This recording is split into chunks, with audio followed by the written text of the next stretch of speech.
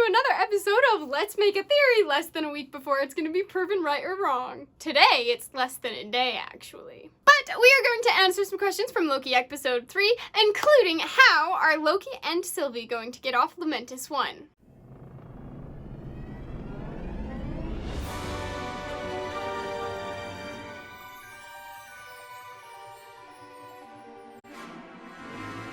I know this is coming out late in the week, the episode comes out tomorrow, but I just at least have to post this before episode comes out because last time I was right! Well, about half right. I was right that Lady Loki would show up, and I was pretty right about how she would show up, but based on the information we now have about Sylvie, I'm pretty sure that the backstory I completely made up for her is completely wrong. It was a fun guess though, and if you want to check out that video, click the card. Anyway, I missed making a video about episode 2 because my main reaction was, woo, I'm right about Lady Loki, but I still wonder where she came from, but I already made a video about that. So now we are on to episode 3, and here is your spoiler warning for Loki episodes 1 through 3, as well as the trailers that came out this week, like the mid-season one and the Sylvie featurette. But anyway, let's start with my biggest thoughts and questions after watching episode 3.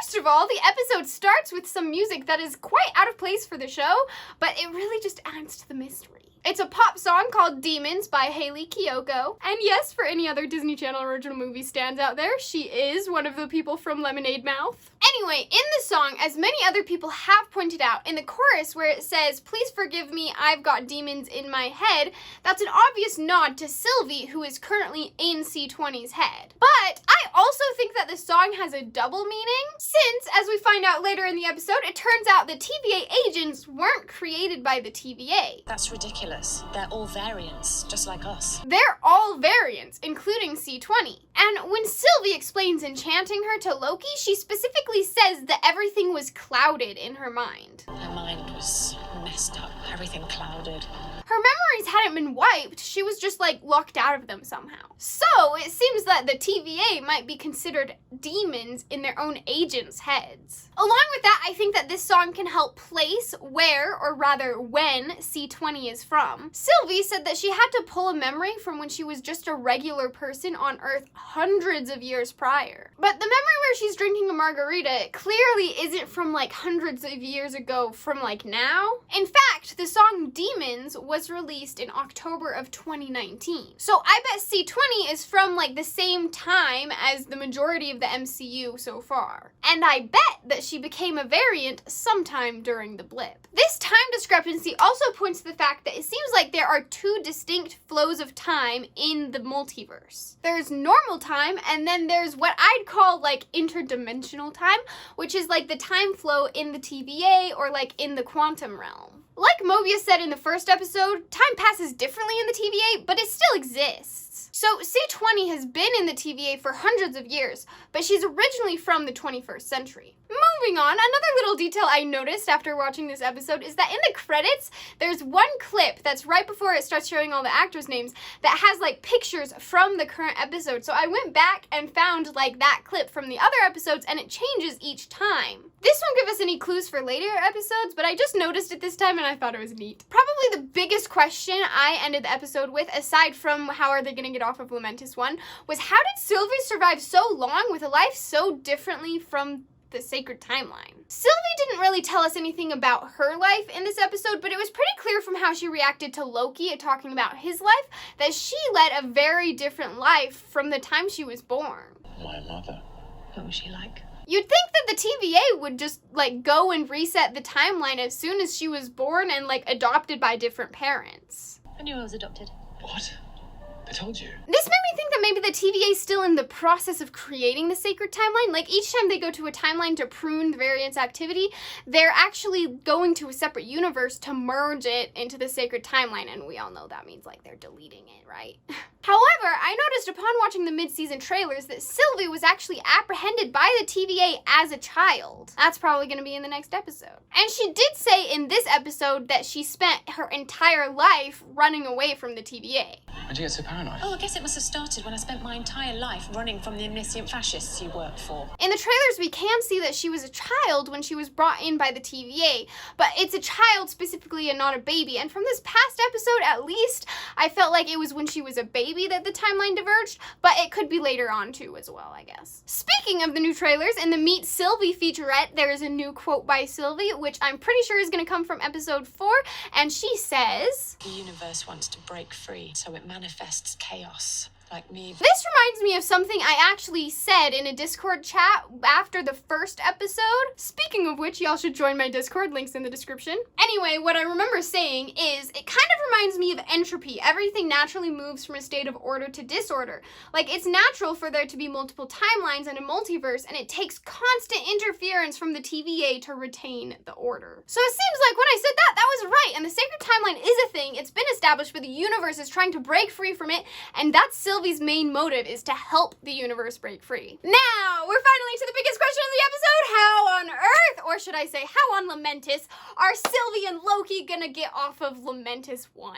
And this is the part that's definitely gonna be answered in less than 24 hours. But anyway, I have seen plenty of guesses on the web, including, but not limited to, the Bifrost, a time stone, enchanting Sylvie, the Tempad, Mobius, and using variance energy. So let's go into each of these, because some of them are very possible and others are not. First of all, the Bifrost. Well, it is 2077, Heimdall is dead, and the Bifrost has been destroyed, so that one is out. Sorry. Next, a time stone. I've heard a bunch of people theorizing about this one. These people noticed that near the end of the episode, when Loki and Sylvie are running and a tower almost falls on them, Loki turns around and uses his supposed telekinesis and pushes it back. Well, it looks like the tower reattaches itself, almost like it's going back in time. And Loki did happen to pick up the time stone when he discovered the TVA's stash of infinity stones. He could have pocketed it for use later. But when he stops the falling tower, there's no evidence that a time stone is being used. Whenever we see Doctor Strange or even Thanos use the time stone,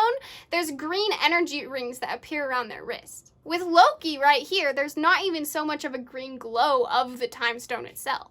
So, on to our next option, enchanting Sylvie. What if everything that happened since Sylvie's nap on the train was actually a fantasy procured by Loki as he enchants her? That would mean that Loki didn't actually get pushed out of the train and the Tempad might not be broken. But I don't really think this one's the case either, because it wasn't until well after Loki and Sylvie had gotten off the train and walked for a while that Sylvie even told Loki how enchantment works. And it really seemed like he didn't know how to do it before then. Speaking of the Tempad, is it possible that it just actually isn't broken and Loki was just projecting an image of it being broken? If you look really closely when he conjures it back, the smoke doesn't actually start appearing until like a second after the Tempad appears. Also, the conversation that they have after that feels a little bit suspicious. Loki suggests his new idea of hijacking the Ark, and when Sylvie almost immediately agrees, Loki looks confused, almost like that's not what he expected to happen. It makes me wonder if he had a different goal during that conversation, like he was trying to manipulate Sylvie in a different way. I mean, it is shortly after that that she explains how enchantment works. But I still feel like if this was his plan, it doesn't completely make sense, at least with the information we have so far. So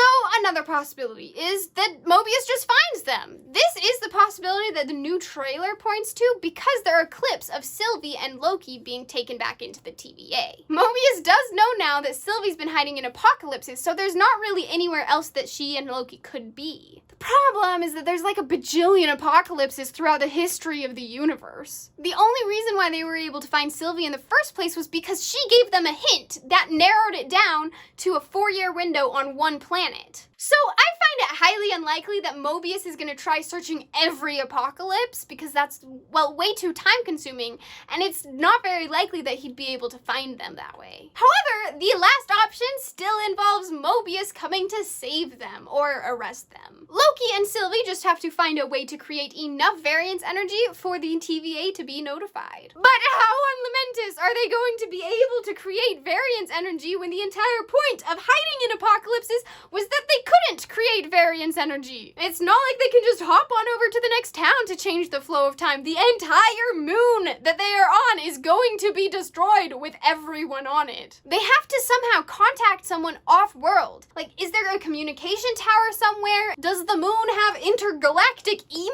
Not that Loki would know how to use that if he's anything like Thor. But you could have sent the electronic letter. It's called an email. Yeah, do you have a computer? No, what for? Or could Loki use his powers? I don't think that Loki would have explained the specific differences between illusion projection and duplication casting if it wasn't going to come into play later in the show. And since he was very clear that they are different powers, they can have slightly different rules. It looks like illusion projection can manipulate more. He can change his appearance as well as his surroundings, but it's easier to discern the illusion. However, duplication casting is a photocopy of himself, so it's harder to tell that it's an illusion until someone tries to touch it, at which point they just go through it since it's holographic. But since it's a simpler illusion, since he's basically copy and pasting himself, it's possible that this power has a greater physical range. Instead of only being able to manipulate in his immediate vicinity, maybe he can project it further away, even across galaxies. I doubt Thor would have said this at the end of Ragnarok if he didn't think Loki could be duplication casting himself from a long distance. If you were here, I might even give you a hug.